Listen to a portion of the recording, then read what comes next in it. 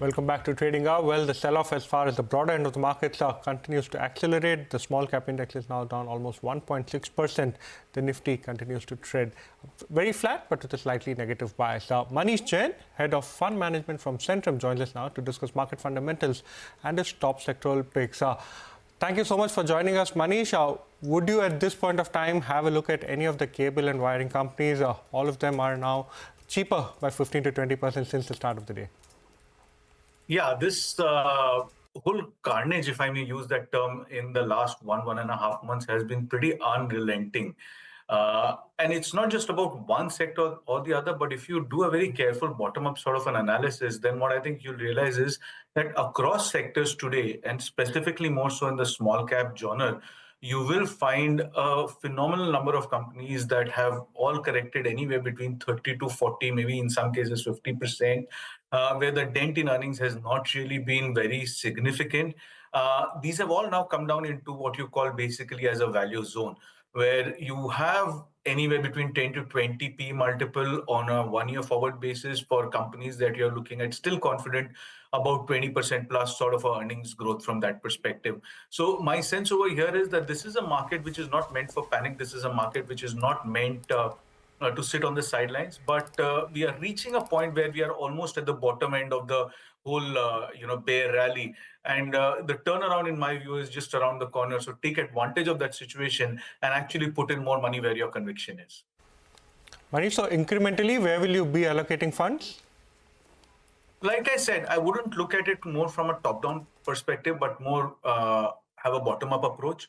There are sectors where we have seen a very significant amount of correction, where we are, at least as a fund house, deploying our money. There is the NBFC space, which looks very interesting at this juncture. There are hospitals, there is hotels, which are again looking very, very interesting. Manufacturing companies, selectively discretionary consumption companies, retail companies. So in that genre, in that basket. And if you have more of a value orientation at this juncture, looking at a large capish sort of a portfolio, then maybe large cap banks also are not very bad at this point in time. Manish, sorry, just to get the view on Havells, KEI, Finolex, if someone has a position, an investment in these stocks, what is the advice? So the sector looks interesting. These are good quality companies, great management, and all of them, like we discussed at the beginning of this call, they have kind of corrected fairly significantly from the peak.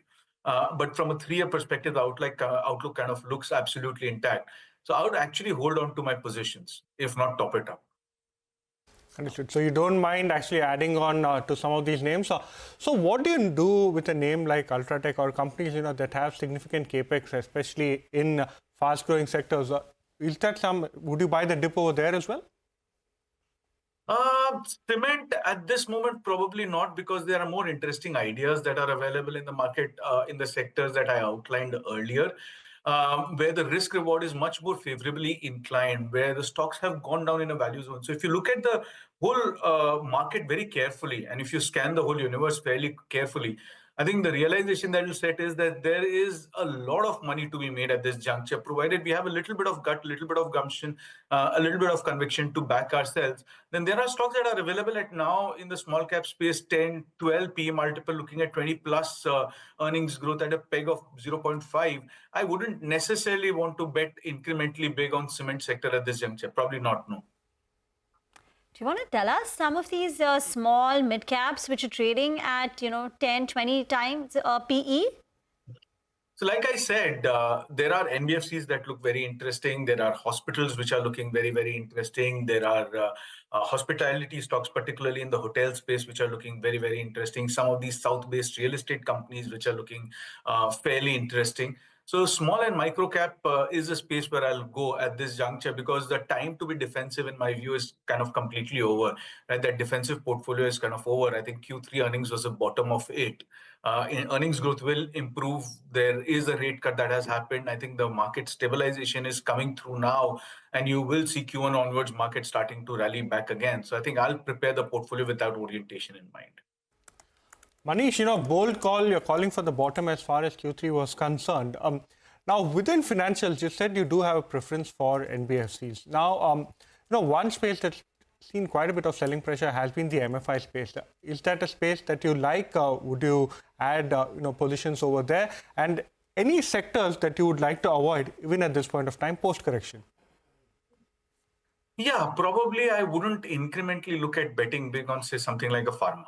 That's one sector that I'll probably avoid a little bit. I'll be a little selective as far as my calls on autos are concerned, for example. Again, wouldn't be betting big as a basket over here. But as far as NBFC and banks are concerned, see, the call is fairly simple, which is that the whole asset quality cycle that we've seen emerging out in the last 2 odd quarters or thereabouts, I think is by and large now looking like it's going to be over. Probably by Q4, you should see the bottom end of it.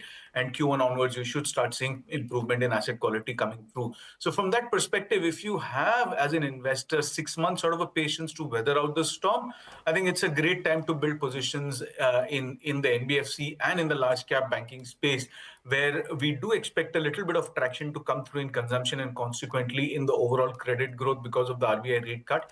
I don't think one is going to be enough. There are going to be probably at least, if not two, then at least one more rate cut which is going to happen. So because of that, the sector should get a little bit of a traction with the asset quality bottoming out. I think it's a great time to actually look at the sector. It's a little contra call, but I think should work. And in real estate, it's only the South-based real estate companies which look interesting to you. Yeah, because, why is that? What are the tailwinds? See, the larger developers tend to be a little more expensive from a risk-reward perspective, right? The valuation gap is massive. But the smaller developers, especially the South ones, have not really had a great quarter this time. So the correction has been fairly intense over there. So from a valuation perspective, purely valuation perspective, the risk-reward tends to be much better over there. Manish, two sectors that have borne the brunt of selling pressure due to tariff-related concerns. Number one has been auto, also on the back of a likely disruptor coming in. How do you view auto at the current levels? And pharma, you said that you will stay away, but post-April 1, will you take a relook at the sector? See, when you look at the whole tariff war situation with the US, and there's some little bit of analysis that we've kind of done in that space, there are 3 sectors which are going to get burnt the most if and when that incremental tariffs from US happen. Number 1 is going to be pharma, number 2 is going to be chemicals, and the biggest, I think, is going to be textiles, right? So in that order.